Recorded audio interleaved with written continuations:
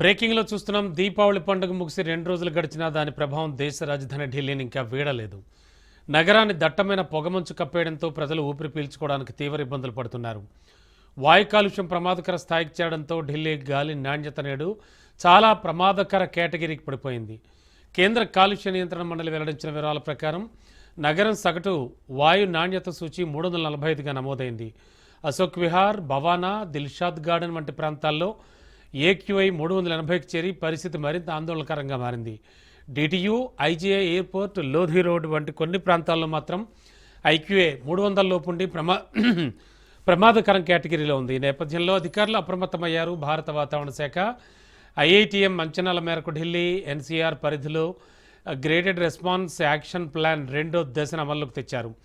ఢిల్లీ కాలుష్యానికి కేవలం బాణసంచ మాత్రమే కారణం కాదని ఇతర అంశాలు కూడా దోహదపడుతున్నాయని నివేదికలు చెబుతున్నాయి. కాలుష్యంలో వాహనాల నుంచి వెలువడే పొగ వాటా 15.6% కాగా పరిశ్రమలు, ఇతర వనరుల వాటా 23.3%గా ఉందని డెసిషన్ సపోర్ట్ సిస్టమ్ తెలిపింది. ఈ కాలుష్యం వల్ల శ్వాస తీసుకోవడంలో ఇబ్బందులు, కళ్లమంటలు వంటి ఆరోగ్య సమస్యలు ఎదురవుతాయని స్థానికులు ఆవేదన వ్యక్తం చేస్తున్నారు.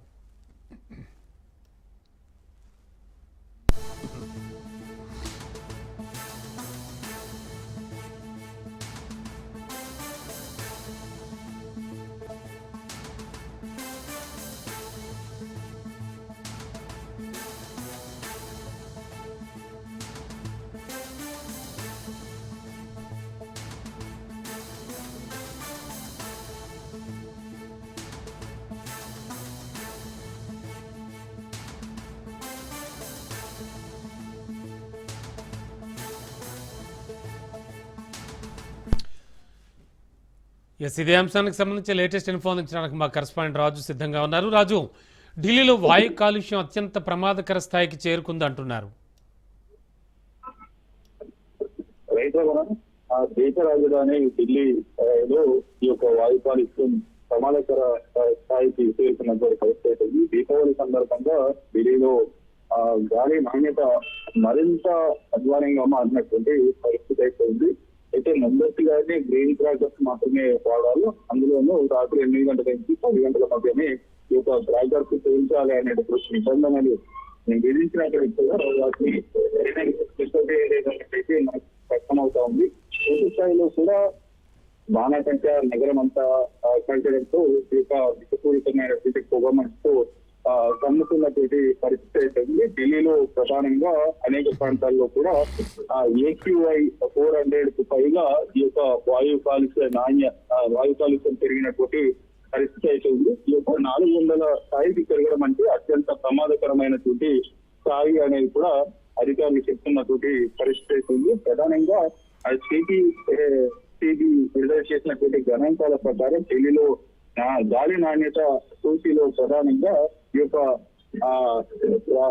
పండుగ మరుసటి రోజు మంగళవారం నిన్న చేసినటువంటి పరీక్షల ఆధారంగా ఈ యొక్క 400 యూనిట్లకు పెరిగినటువంటి పరిస్థితి అయితే కనిపిస్తా ఉంది. ఇది ఒక ప్రమాదకరమైనటువంటి సూచిగా అధికారులు వెల్లడించినటువంటి పరిస్థితి. గత ఏడాదితో కంపేర్ చేస్తే కనుక ఇది ఈ యొక్క వాయు కాలుష్యం మరింత పెరిగిందనేది అయితే చెప్పుకోవాలి. గత ఏడాది 296 పాయింట్లు ఉండగా ఈ ఏడాది ఏక్యూఐ 400కు చేరడం కూడా ప్రధానంగా దృష్టిలో పెట్టుకోవాల్సినటువంటి అంశంగా ఉంది.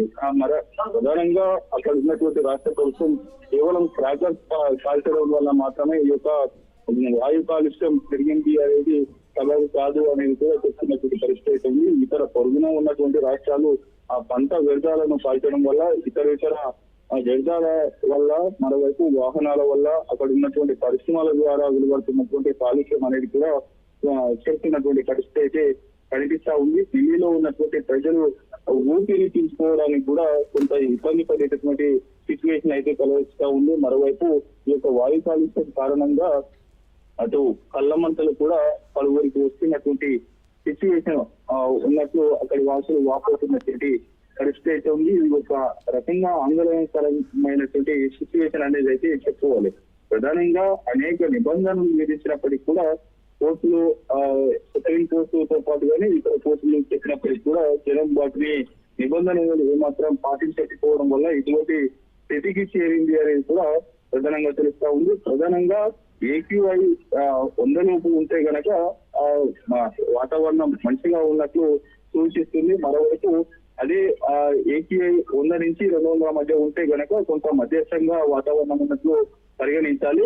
AQI 200 నుంచి 300 వరకు ఉంటే కొంత అధ్వానంగా సిచ్యువేషన్ ఉందనేది అయితే సూచిస్తుంది. అయితే ప్రధానంగా నిన్న జరిగినటువంటి పండుగ సందర్భంగా ఈ యొక్క వాతావరణ గాలిని కూడా ఎంత మేర కాలుష్యమైందనేటువంటి పరిశోధన చేసిన క్రమంలో 300 నుంచి 400 మధ్య ప్రమాదకరమైనటువంటి సిచ్యువేషన్ లో ఢిల్లీ పొల్యూషన్ వాతావరణం కూడా ఉందనేది అధికారులు తేలతెల్లం చేసినటువంటి సిచ్యువేషన్ అయితే కనిపిస్తా ఉంది. పూర్తి స్థాయిలో కూడా అక్కడ నివసిస్తున్నటువంటి వారు అనేక విధాలుగా కూడా ఇబ్బందులు పడుతున్నటువంటి సిచ్యువేషన్ అయితే కనిపిస్తా ఉంది. ఓవరాల్ గా ఈ యొక్క